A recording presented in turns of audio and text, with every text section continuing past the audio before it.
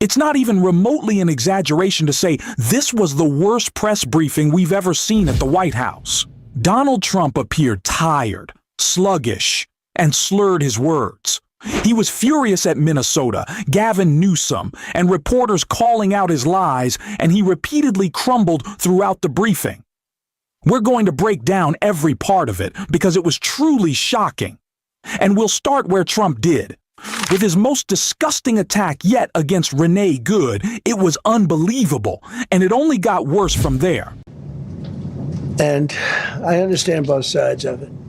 But when she was shot, there was another woman that was screaming shame, shame, shame, shame, right? You saw it so loud. It was like a professional opera singer. She was so loud and so professional. She wasn't a woman that was hurt, like, oh, my heart's injured. She was a professional. She's shame, shame. She's screaming, shame, shame. I said, that's not a normal person. That's a professional. These are professional agitators and professional people that want to see our country do badly. But that's not happening because we have the hottest country anywhere in the world, despite... It's genuinely hard to wrap your head around the depravity of this situation. Trump acted like her partner was some kind of paid agitator just because after Renee Good was killed, her partner shouted shame at a federal agent, something that seems like a totally normal reaction to a loved one being shot by a government agent. Then Trump bizarrely claimed she was like an opera singer just because she was yelling, completely missing the reality of the tragedy.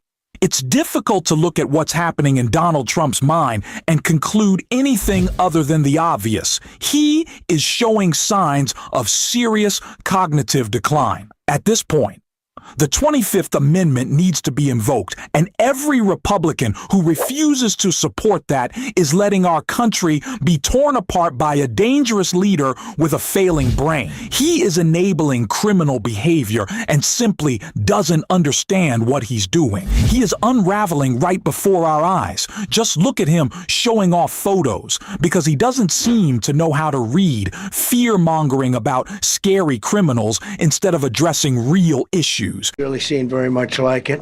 I think it's appropriate that because Minnesota is so much in the fray, and I say to my people all the time, and they're so busy doing other things, they don't say it like they should. They're apprehending murderers and drug dealers and a lot of bad people, and these are just some of the more recent ones that we have, and I can show you some of the people.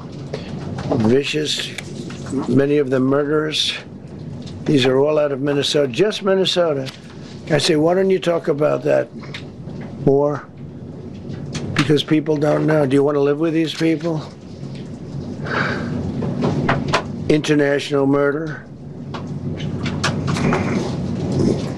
These are people that are living, they're apprehended and either put in jails in their country from where they came, and the countries respect us, and so they actually put them there.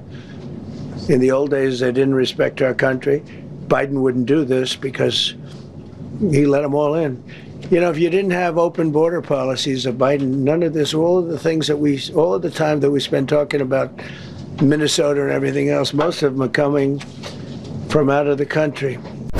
Do you want to see a list of criminals I'd really like Donald Trump to show us pictures of? How about the Epstein crew? How about his buddies on Epstein Island? How about photos of him with Jeffrey Epstein? Donald, why not show some of those? I'd genuinely like to see them. But the press conference only got worse. As you can tell, Donald Trump was exhausted, slurring, and clearly confused. The press room was packed and completely silent, likely terrified to interrupt him and see what would happen next. Yet, he just kept losing control. Before he even attacked Newsom, of course, he had to go after the so-called paid agitators. It's worse. No, Minnesota, the crime is incredible. The financial crimes are incredible. And the problem is because of the agitators and insurrectionists, whatever you want, troublemakers, but they're paid agitators and insurrectionists. Nobody talks about the fact that $19 billion at a minimum is missing in Minnesota, given to a large degree by Somalians. They've taken it. Somalians, can you imagine? And they don't do it. A lot of very low IQ people, they don't do it. Other people work it out, and they get them money, and they go out and buy Mercedes-Benzes, and they come from here, they have no money. They never had money. They never had a life. They never had a government. They never had a country, because there's basically no country. Somalia is not even a country. They don't have anything that resembles a country. And if it is a country, it's considered just about the worst in the world. They come here and they become rich and they don't have a job. I was told that. Just to be clear about who's really getting away with fraud, over half of Trump's 88 individual pardons so far, not counting the mass January 6th pardons, have gone to white-collar criminals who laundered money, committed bank fraud, wire fraud, and stole from everyday people through shady business schemes. Donald Trump has erased all their accountability. So if we're talking about fraud, that's the fraud we should focus on. If we're talking about paid agitators, let's remember the people Elon Musk was paying in Wisconsin, Pennsylvania, and across the country to vote for Trump. And if we're talking low IQ, how about a president who literally needs pictures to conduct a press conference and then completely loses his mind? That's low IQ to me. And speaking of low IQ, Trump's attacks on Gavin Newsom, which really set him off today, were exactly what we expected. We'll check out the clip of what made him so furious at Davos. Regulations where they go by California, which is a disaster state, with a governor that truly is doing a bad job, is killing that state. If he ever ran the country, this country would be Venezuela very quickly. He is deranged, an absolute madman. There's no other way to describe it. He's furious that Gavin Newsom called him out, and as we'll see in the clip, he simply cannot control himself. I don't think anyone can watch this and not recognize that something is seriously medically wrong. Just yesterday, a former White House doctor said Congress must step in, that there needs to be medical intervention and an official investigation into Donald Trump's mental state because he is broken, a deeply unwell person.